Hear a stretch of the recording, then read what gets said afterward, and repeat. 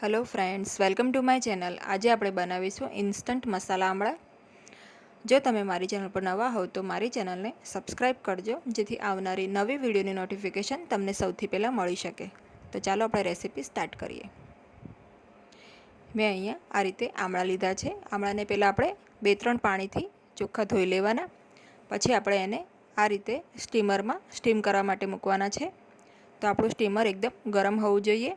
त्यारबाद આપણે એમાં આમળા આ રીતે નાખી દેવાના અને 10 મિનિટ આપણે આમળાને સ્ટીમ કરી લઈશું। તો ગેસની ફ્લેમ એકદમ આપણે હાઈ રાખવાની છે અને ફક્ત 10 મિનિટ માટે જ આપણે સ્ટીમ કરવાના છે।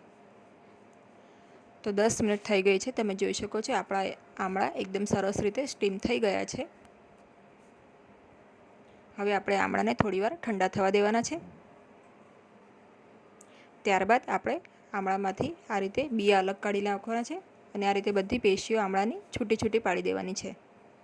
તો આ રીતે સ્ટીમ કરવાથી આમળા આપણા ઓવરકુક નથી થતા અને એનો શેપ પણ પ્રોપર રીતે જળવાઈ રહે છે। હવે મેં બધા આમળાને બીયા અલગ કાઢી નાખ્યા છે અને આ રીતે બધી પેશીઓને પણ છૂટી કરી લીધી છે। હવે આપણે આમાં મસાલા નાખીશું।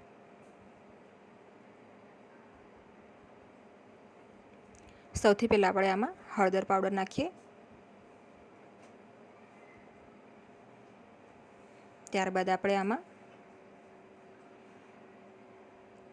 સ્વાદ પ્રમાણે મીઠું નાખવાનું છે। તો મીઠુંનું પ્રમાણ આપણે થોડું વધારે લેવાનું છે। હવે આ સંચળ પાવડર અને ચાટ મસાલો બંને મિક્સ છે, આપણે એ નાખીશું। આનાથી આમળાનો સ્વાદ ખૂબ જ સરસ આવે છે। લારી ઉપર આપણે બહાર જે આમળા મળે છે હળદર મીઠાવાળા, એ આ રીતના તૈયાર થાય છે અને આનો સ્વાદ ખૂબ જ સરસ લાગે છે। આમળા તો નાના મોટા સૌના માટે ખૂબ જ ગુણકારી છે। તો આ રીતે તમે આમળા બનાવીને બાળકોને ખવડાવી શકો છો।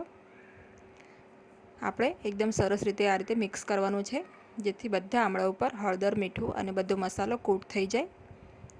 તો હવે આપણા આમળા સરસ મિક્સ થઈ ગયા છે। હવે આપણે આ આમળાનો ઉપયોગ ઇન્સ્ટન્ટ ખાવા માટે કરી શકીએ છીએ।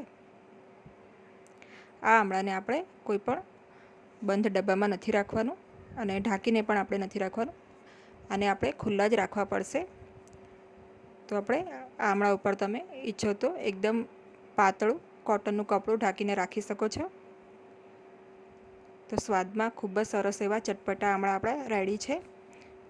તો આ રેસીપી તમે એક વખત જરૂરથી બનાવજો અને તમારા એક્સપિરિયન્સ મને કોમેન્ટ બોક્સમાં ચોક્કસ જણાવજો। Thanks for watching.